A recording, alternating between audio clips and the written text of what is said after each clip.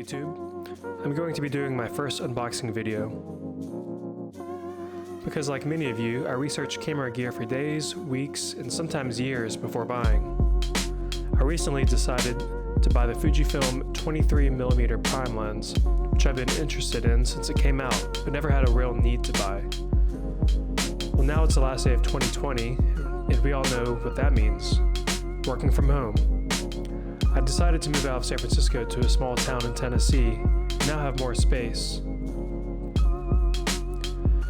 From here, I can build a better work from home setup.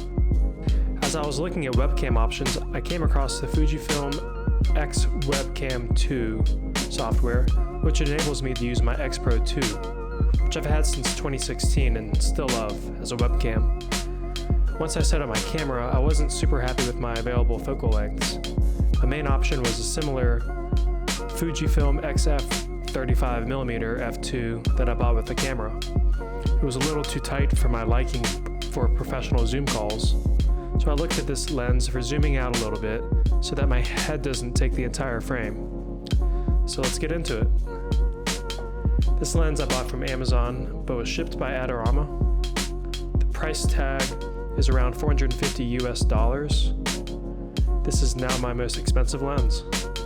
So let's take a look at what's inside. And I fell on my skateboard, so that's why, actually my one wheel. So that's why I have bruises here. Okay.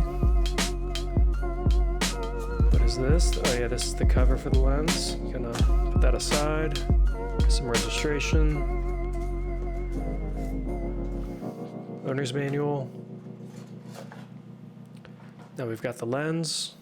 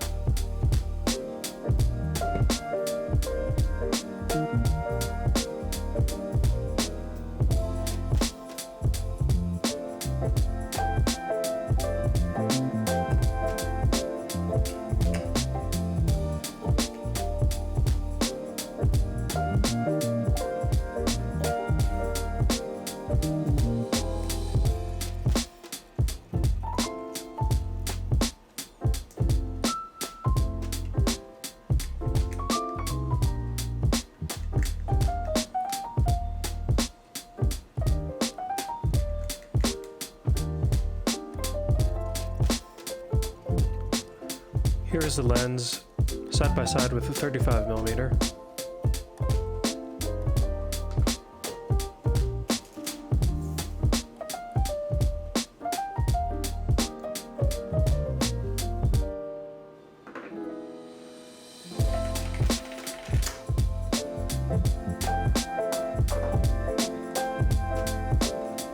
The 23mm on the left, and it's only about, actually, it's about the same size as a 35mm, maybe just a hair taller. Yep, just a little bit. So very small and compact. I really like the 35mm, so the 23mm should be good. Let's try it out. Okay, so I just came back from a photo walk with the 23mm lens.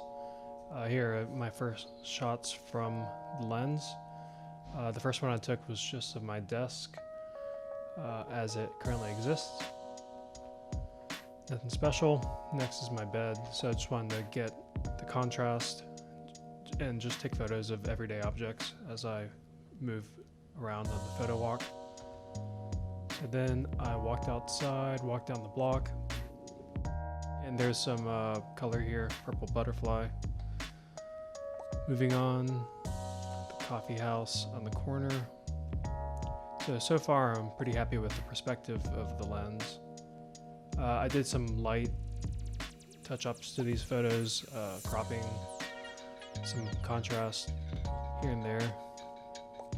Overall, I didn't touch it too much though. So continue to walk down the street.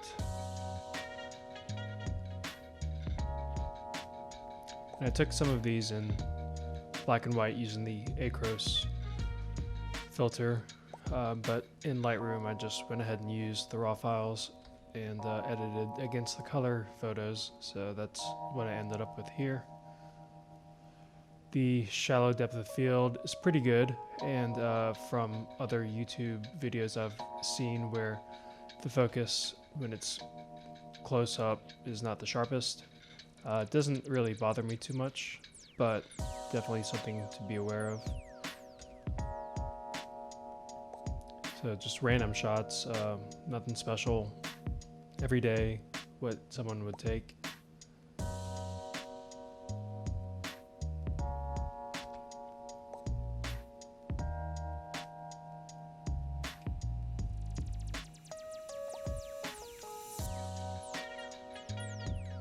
So I'm shooting with the Fujifilm X-Pro2. It's a pretty similar lens to my 35mm that I've shot with for 4 years, but obviously it's a little wider perspective. Really happy with that perspective. Much better, I think, for street photography. And as others have noted, it's not the best for portraits, and I'll have a couple portraits here in a couple seconds. So my brother came and joined me on the walk halfway through. They're decent portraits, but you won't get the bokeh as you would with the 35mm.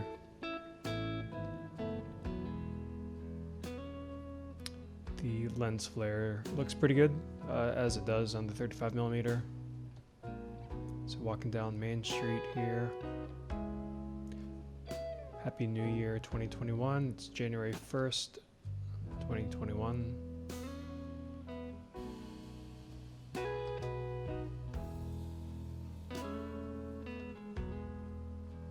So it was really fun to shoot with, walking around. I think I'm going to keep it as a primary for a while, see how I like it. Definitely pair it with my 35mm for portraits like those when they arise. But overall, if I'm doing still photography, street photography, the 23mm or a 35mm full frame equivalent is very good in my opinion. Here's the town square.